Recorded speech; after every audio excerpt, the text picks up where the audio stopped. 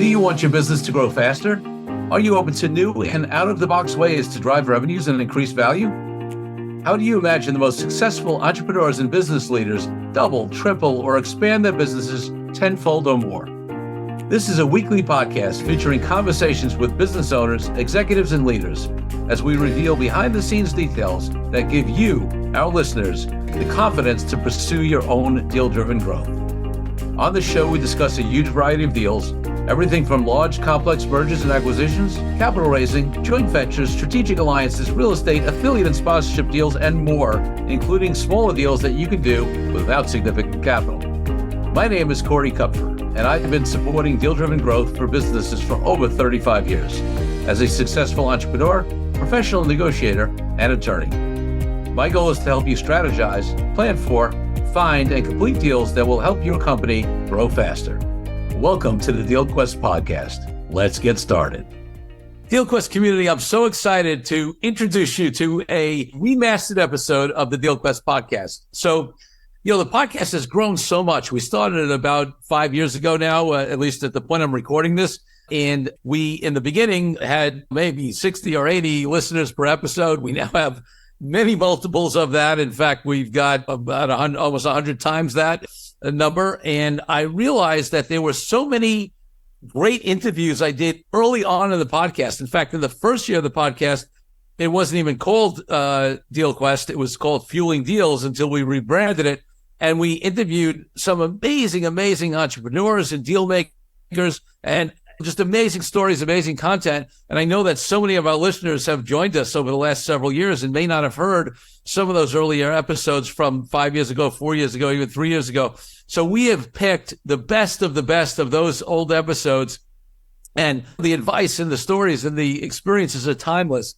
So we've remastered them, made sure the audio is great, and put in our new intro and outro and that kind of stuff. And we're going to be re-releasing some of these amazing episodes. So look out for them from time to time. And here's one coming up right now.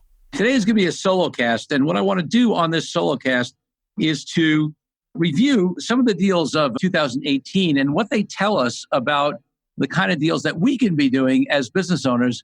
And the deals I'm going to be looking at are larger deals, but frankly, there are lessons in them that can be done anywhere from up and down the scale and size of deal and size of company. So I think we can learn some things by what the big guys are doing. So I'm doing this off of a couple of articles that I found. One is, and I just want to give a shout out and acknowledge, it's an Inc. article by somebody named Larry Kim, who's the CEO of Mobile Monkey.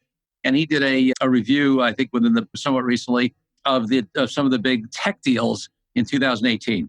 And I just happened to pick this one. We could pick any of these deals that are illustrative because we're not talking about the deals themselves, but we're talking about what they show us as deal makers and what we can possibly learn from them and do in our own businesses. So according to this article, the first one they list is Gannett's acquisition of WordStream. And what's interesting there is that he says in here that this acquisition will empower Gannett to further pursue their digital transformation with data-driven marketing. So what really they've done here, if you think about it, is that they have some digital transformation that's going on. I don't know exactly what it is, but it's not really important for these purposes. And that the acquisition is going to allow them to have obviously stronger capacity in data-driven marketing. So it's something that enhances their existing offering and their existing services, right? That's a very common way. And you're going to see that's a theme with some of these that I'm going to read. That's really what they're doing. They're enhancing services and products. The next one, IBM acquired Red Hat. So Red Hat is a business that's focused in the open source space. And IBM acquired that business to have more capacity in terms of open source. So that's a type of software technology and development on open source. And obviously IBM wants more capacity in that area. And number 3 is Oracle acquired DataFox. And that was to increase their capacity in terms of artificial intelligence to analyze business data. So again, you see the theme here, right? A lot of acquisitions that are for the purpose of expanding or improving the capability of a company in either an area that they're in already or a product that they're in already or in some place they want to expand to. Twilio acquired SendGrid, which was, and by the way, a lot of these are multi-billion-dollar deals. So it says here, Twilio hopes to integrate SendGrid into its own cloud communications platform to create an all-in one platform for business growth. So it sounds to me that they have this business platform and they're going to be incorporating, it's a cloud communications platform. And this is going to expand the capability and the offering under that platform, right? So again, keeping on theme, but these are sort of different variations of it, right? Adobe acquired Marketo, if that's the correct pronunciation. So this is an interesting one. Adobe's been working on its own cloud solution suite. So obviously internally, their own development, research development, and product development, they've been working on this cloud solution suite for some time now, and adding Marketo may help the mix to improve it. So there's obviously, that's something that companies do all the time. There's always the choice, do we develop internally or do we acquire or contract or do some sort of deal to get that capability? And reading into this, and I don't know if this is exactly the case, but again, the purpose of this is for it to be illustrative. It's very possible that Adobe went down the route of doing its own development, then maybe so it was involved in doing it, either in terms of difficulty or time or capabilities or expertise, and said, hey, there's somebody out there that does this aspect of what we want in our cloud solution suite, and it would be much more efficient and better to buy that. Cisco acquired Duo Security. And it says the acquisition is said to be about bolstering Cisco's intent-based networking strategy by extending it into multi-cloud environments. So again, this is a situation where Cisco has a certain capability, this intent-based networking strategy, and they want to move it into multi-cloud environments, and that's a capacity that apparently this Duo Security has. Number 7, AT&T acquired Alien Vault. It says here, being one of the biggest telecommunication companies in the world, AT&T can always use help in boosting its own security. So again, just reading from that simple description, this may be a deal where they acquired a company for their own internal improvement, not necessarily in connection with a product, but maybe it was for their own internal capability and improvement to make their own systems more secure, which is interesting. And number 8, Siemens acquires Mendix. So Siemens is looking to use this platform to create more products seamlessly, among other things. So it's a platform that obviously is going to, basically Mendix it has a low-code software program platform to provide tools for building, testing, deploying, and iterating applications. So it's a platform that helps developers develop apparently on a more quick basis. And it looks like Siemens is going to be using that to help create their products. So this doesn't sound like it's an integration or an improvement of a product that they're selling out to the marketplace, but this is something that increases their internal capability to put out more products more quickly or in a better way. So that's another kind of deal, right, where you contract to hire, or in this case, acquire, to create greater internal capacity or systems. DocuSign acquires Spring CM. So it says DocuSign is known for providing secure solutions for electronic exchanges of contrast and signed documents. Well, if anybody knows what DocuSign does itself, it's one of the basic things I use in the legal field is for signing documents electronically online. So that's what they do, right? So they say by bringing in Spring CM under its wing, DocuSign plans to modernize its systems of agreement. I got to be frank, I don't know what the systems of agreement are, but obviously it's a piece of what they do or of what people sign, I don't know, and this is going to help them improve that.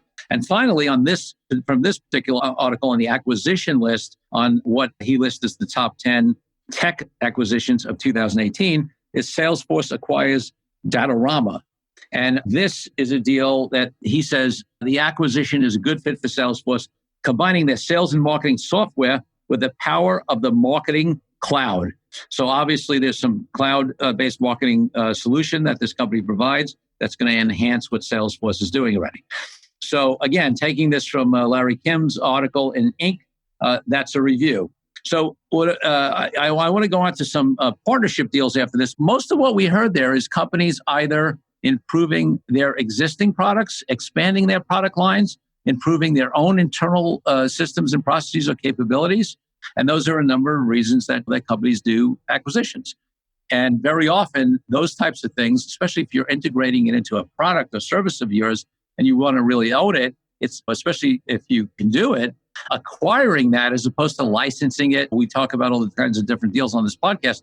Theoretically, you can license some of that technology. You may be able to do it in a strategic alliance or joint venture. But especially with a bigger company with a budget and who can do it, when you're integrating into your product or service, it's always best to try to own it, right? Because then you have full rights to it. You can modify it. You can develop it. You're not under the restrictions that might be in a licensing deal. But if you're not in a position to acquire a company that does those kind of things that are synergistic, there are other options on how you do those deals. And I sort of mentioned them already, right? You can joint venture with somebody, you can partner with them, you can have a strategic alliance, you can license certain technology from people. And there are ways to protect you to have what we call a perpetual, worldwide, exclusive and non-exclusive license. And in technology, it's often non-exclusive.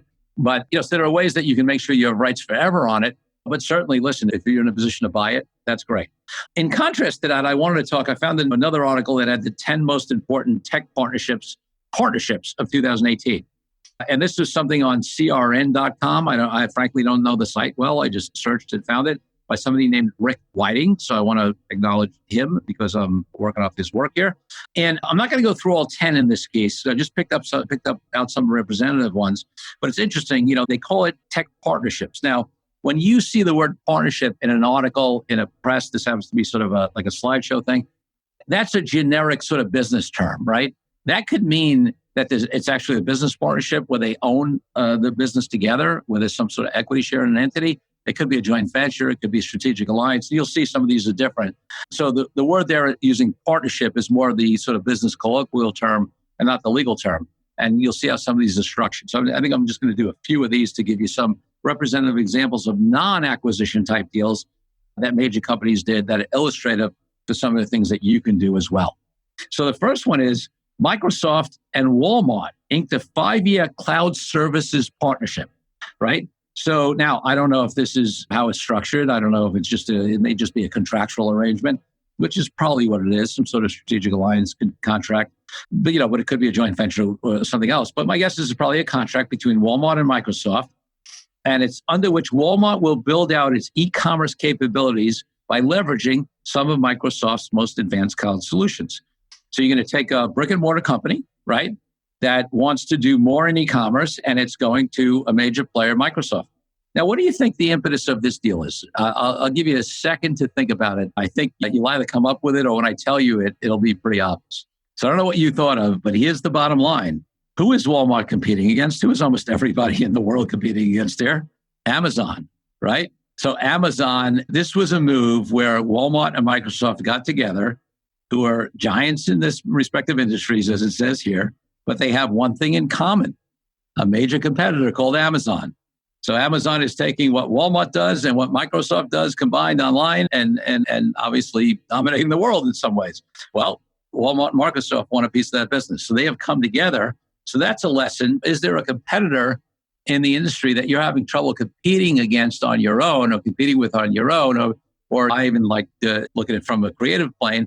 What is the creative solution that you can create to be more competitive with those companies out there that might be better at some things than you are, right? Listen, let's be real. Amazon's better at selling stuff online than Walmart is. And Walmart is, whatever issues people may have around Walmart as to pay of workers and other things, in terms of what their business model is, which is to sell stuff inexpensively, right, across the board in a retail environment, unbelievably successful company. But the business has evolved. And frankly, as opposed to moving online as quickly and dominating that area, Amazon's run way ahead of them. So Walmart's trying to catch up, and they're bringing it. They can't do it alone. They're bringing in Microsoft. There are things on a small level where you should look in your business on, are there key partners that can help you compete and accelerate in areas where maybe your competitors are ahead of you. So that's one deal. The next one that's listed in this crn.com listing by Rick Whiting is Apple and Google. So two major players. Now, some people say, wait a second, Apple and Google are competitors. Why are they compete in various ways? Well, they are. They absolutely are. But this is what happens that bigger companies do that a lot of smaller companies don't. They're actually willing to compete with each other in some areas and partner with each other in other areas. In fact, I'm aware of companies that have been suing each other in some areas and still partnering in other areas. Because the thing is, for big companies, it's a lot less emotional. It's a lot less personal. Now, do I say if you have a small business, you should be doing business with somebody that you're suing or they're suing you? Probably a lot tougher. And in most cases, probably no. But that doesn't mean that there aren't opportunities to do business with people and companies that compete with you in certain areas where it could be a great thing for both of you and for your customers if you get together in another area and you could be friendly competitors. So what they did was they got together, Apple and Google, And they apparently just disclosed it in the middle of 2018 that as part of the infrastructure for its cloud services, that Apple is using the Google Cloud platform. Now, by the way, in addition to competitors coming together, this is another situation in which Amazon comes into play. Why? Because, as it says here, the partnership with Apple, so between Apple and Google Cloud, is seen as providing a market boost to the Google Cloud, I'll say that again, to the Google Cloud platform, which trails AWS and a Microsoft product in market share. AWS is Amazon's web services. And a lot of people don't know that Amazon, in addition to selling you everything in the world, makes a huge amount of money providing web services, basically providing cloud capacity to all kinds of different companies. And the Google Cloud platform is a competitor to that, and they're behind AWS, Amazon Web Services.